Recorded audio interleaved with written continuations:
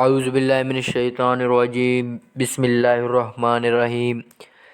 فضائل اعمال سے حضرت بلال حبشی رضی اللہ تعالیٰ عنہ کا اسلام اور مصائب کا قصہ۔ حضرت بلال حبشی رضی اللہ تعالیٰ عنہ مشہور صحابی ہیں جو مسجد نبوی کے ہمیشہ مؤذن رہے۔ شروع میں ایک کافر کے غلام تھے، اسلام لے آئے جس کی وجہ سے طرح طرح کی تکلیفیں دی جاتے تھے۔ امیہ بن خلف جو مسلمانوں کا سخت دشمن تھا، ان کو سخت گرمی میں دوپہر کے وقت تپتی ہوئی ریت پر سیدھا لٹا کر ان کے سینے پر پتھر کی بڑی چٹان رکھ دیتا تھا تاکہ وہ حرکت نہ کر سکے، اور کہتا تھا کہ یا اس حال میں مر جائے اور زندگی چاہے تو اسلام سے ہٹ جائے، مگر وہ اس حالت میں بھی احد احد کہتے تھے، یعنی معبود ایک ہی ہے۔ رات کو زنجیروں میں باندھ کر کوڑے لگائے جاتے تھے اور اگلے دن ان زخموں کو گرم زمین پر ڈال کر اور زیادہ زخمی کیا جاتا تھا تاکہ بے قرار ہو کر اسلام سے پھر جاوے یا تڑپ تڑپ کر مر جائے۔ عذاب دینے والے اکتا جاتے، کبھی ابو جہل کا نمبر آتا، کبھی امیہ بن خلف کا، کبھی اوروں کا، اور ہر شخص اس کی کوشش کرتا کہ تکلیف دینے میں زور ختم کر دے۔ حضرت ابو بکر صدیق رضی اللہ تعالیٰ عنہ نے اس حالت میں دیکھا تو ان کو خرید کر آزاد فرمایا۔ چونکہ عرب کے بت پرست اپنے بتوں کو بھی معبود کہتے تھے، اس لیے ان کے مقابلے میں اسلام کی تعلیم توحید کی تھی، جس کی وجہ سے حضرت بلال رضی اللہ تعالیٰ عنہ کی زبان پر ایک ہی کا ورد تھا۔ یہ تعلق اور عشق کی بات ہے۔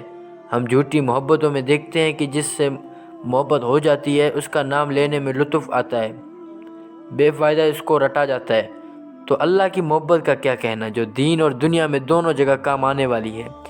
یہی وجہ ہے کہ حضرت بلال رضی اللہ تعالیٰ عنہ کو ہر طرح سے ستایا جاتا تھا، سخت سے سخت تکلیفیں پہنچائی جاتی تھیں۔ مکہ کے لڑکوں کے حوالے کر دیا جاتا کہ وہ ان کو گلی کوچوں میں چکر دیتے پھریں، اور یہ تھے کہ ایک ہی ایک ہے کی رٹ لگاتے تھے۔ اسی کا یہ صلہ ملا کہ پھر حضور صلی اللہ علیہ وسلم کے دربار میں مؤذن بنے اور سفر حاضر میں ہمیشہ اذان کی خدمت ان کے سپرد ہوئی۔ حضور صلی اللہ علیہ وسلم کے وصال کے بعد مدینہ طیبہ میں رہنا اور حضور صلی اللہ علیہ وسلم کی جگہ کو خالی دیکھنا مشکل ہو گیا، اس لیے ارادہ کیا کہ اپنی زندگی کے جیون میں جہاد میں گزار دوں، اس لیے جہاد میں شرکت کی نیت سے چل دیے۔ ایک عرصے تک مدینہ منورہ لوٹ کر نہیں آیا۔ ایک مرتبہ حضور صلی اللہ علیہ وسلم کے خواب میں زیارت کی۔ حضور صلی اللہ علیہ وسلم نے فرمایا، بلال یہ کیا ظلم ہے، ہمارے پاس کبھی نہیں آتے؟ تو آنکھ کھلنے پر مدینہ طیبہ حاضر ہوئے۔ حضرت حسن رضی اللہ تعالیٰ عنہ، حسین رضی اللہ تعالیٰ عنہ نے اذان کی فرمائش کی۔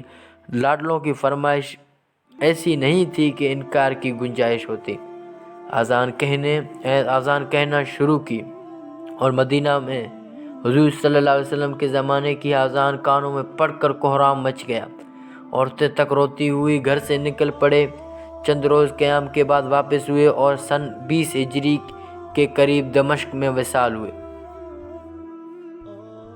دوستوں، یہ تھا حضرت بلال حبشی رضی اللہ تعالیٰ عنہ کا قصہ، اور اب میں اجازت چاہتا ہوں، تو میں اپنے اگلی ویڈیو میں انشاءاللہ آپ سے ملاقات کروں گا انشاءاللہ۔ اوکے، اللہ حافظ۔